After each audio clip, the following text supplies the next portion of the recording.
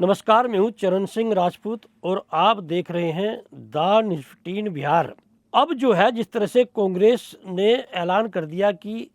महागठबंधन में रहकर आरजेडी के साथ मिलकर चुनाव लड़ेगी कांग्रेस,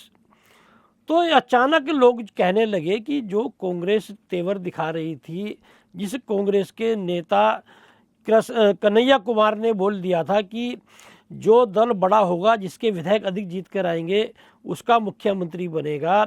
और जिस कांग्रेस के प्रभारी और प्रदेश अध्यक्ष जो हैं वो आरजेडी मुखिया लालू प्रसाद यादव से मिलने नहीं गए। जो कांग्रेस 2 डिप्टी सीएम की बात कर रही थी और जिस कांग्रेस ने जो एक तरह से आरजेडी के खिलाफ मोर्चा खोल रखा था, वह कांग्रेस अचानक आरजेडी के साथ मिलकर चुनाव लड़ने के लिए कैसे तैयार हो गई। दरअसल दिल्ली में जो बैठक चली, जिसमें राहुल गांधी प्रतिपक्ष नेता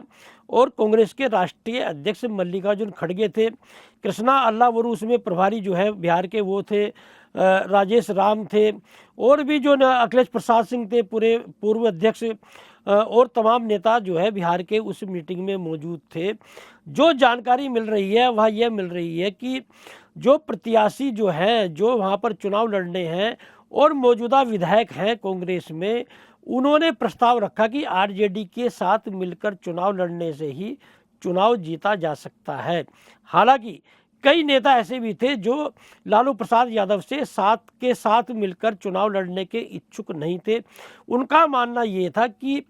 कांग्रेस को अपने दम पर चुनाव लड़ना चाहिए और पुराना वोट बैंक तभी हासिल हो पाएगा। ऐसे में भले ही आरजेडी के साथ मिलकर कांग्रेस चुनाव लड़ रही हो, लेकिन जो प्रभारी है कृष्णा अल्लावरू, उन्होंने स्पष्ट कर दिया है कि बैठक के बाद तय होगा कि महागठबंधन का मुख्यमंत्री पद का चेहरा कौन होगा। हालांकि अखिलेश प्रसाद सिंह जो पूर्व अध्यक्ष हैं, उन्होंने कहा कि नहीं भाई, तेजस्वी यादव महागठबंधन का चेहरा है, इसलिए अब उस पर जो है कोई सस्पेंस नहीं होना चाहिए। लेकिन अखिलेश प्रसाद सिंह जो है वो कहीं ना कहीं लालू प्रसाद यादव के समर्थक बताए जाते हैं, उनके आदमी बताए जाते हैं, और ये कहा जाता है कि लालू प्रसाद यादव ने ही कांग्रेस का उन्हें प्रदेश अध्यक्ष बनवाया था और राज्यसभा में भी लालू प्रसाद यादव की मदद से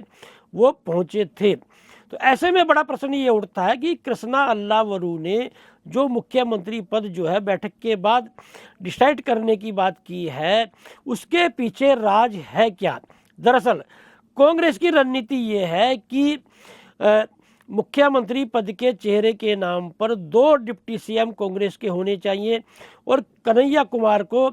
डिप्टी सीएम बनाने की फिराक में है कांग्रेस। एक कन्हैया कुमार, एक मुस्लिम चेहरा, यानी कि यदि महागठबंधन की सरकार बनती है तो कांग्रेस के 2 डिप्टी सीएम होने चाहिए और 70 से नीचे सीट लेने को तैयार नहीं है कांग्रेस। जो रणनीति अब की बनी है, कांग्रेस ने जो है अपने संगठन को दुरुस्त करने की तैयारी पूरी कर दी है। राजेश राम जो प्रदेश अध्यक्ष है, उन्हें कृष्णा अल्लावरू ने एक स्क्रीनिंग कमेटी का गठन किया है, उसका अध्यक्ष बना दिया है, संयोजक बना दिया है राजेश राम को। प्रखंड स्तर तक जो है संगठन को सुधारना है, ये कांग्रेस कृष्णा अल्लावरू का कहना है, यानी कि संगठन को सुधारने में लग गई है कांग्रेस। ऐसे में बड़ा प्रश्न ये उठता है कि जो कांग्रेस लालू प्रसाद यादव के रहमो करम पर चलती रही, जिस कांग्रेस के प्रत्याशी भी लालू प्रसाद यादव डिसाइड करते थे, जिस कांग्रेस के प्रदेश अध्यक्ष को बनाने में लालू प्रसाद यादव का अहम रोल रहा, या ये कहें कि लालू प्रसाद यादव के रहमो करम पर जो कांग्रेस बिहार में टिकी हुई है, वो अब जो तेवर दिखा रही है, क्या लालू प्रसाद यादव यह बर्दाश्त करेंगे। दरअसल लालू प्रसाद यादव की भी मजबूरी है कि कांग्रेस के बिना वो तेजस्वी यादव को मुख्यमंत्री नहीं बना सकते हैं। ऐसे में जानकारी यह भी मिल रही है कि लालू प्रसाद यादव यदि कांग्रेस की बात नहीं मानती हैं, यदि वो दो डिप्टी सीएम कांग्रेस के नहीं मानकर चलते हैं, वो यदि कांग्रेस को उसके हिसाब से सीटें नहीं देते हैं, तो अगली रणनीति कांग्रेस की यह है कि प्रशांत किशोर और पप्पू यादव के साथ में मिलकर चुनाव लड़ा जाए और चंद्रशेखर आजाद जो तीसरे मोर्चे की कवायद जो इस समय बिहार में देखी जा रही है, चंद्रशेखर आजाद की जो एंट्री बिहार की राजनीति में हो चुकी है, चंद्रशेखर आजाद को भी पप्पू यादव साथ लाने के लिए तैयार हैं। पप्पू यादव ने जिस तरह से एनडीटीवी में इंटरव्यू दिया कि भाई कांग्रेस मुझे सटा नहीं रही है, तो कहीं ना कहीं पप्पू यादव की बात भी कांग्रेस में चल रही है। यदि महागठबंधन में शामिल होकर कांग्रेस चुनाव लड़ती है तो पप्पू यादव दूरी बनाकर चुनाव लड़ेंगे, और यदि महागठबंधन में आरजेडी कांग्रेस के हिसाब से सीटें नहीं देती है तो प्रशांत किशोर पप्पू यादव के साथ में मिलकर कांग्रेस चुनाव लड़ सकती है। दरअसल कांग्रेस की रणनीति यह है कि 2029 में कांग्रेस का जो पुराना वोट बैंक दलित और मुस्लिम रहा है उसे फिर से हासिल कर लिया जाए, और मुस्लिम वोट बैंक काफ़ी स्तर पर जो है कांग्रेस अपने पक्ष में करने में सफल रही है। आज की तारीख में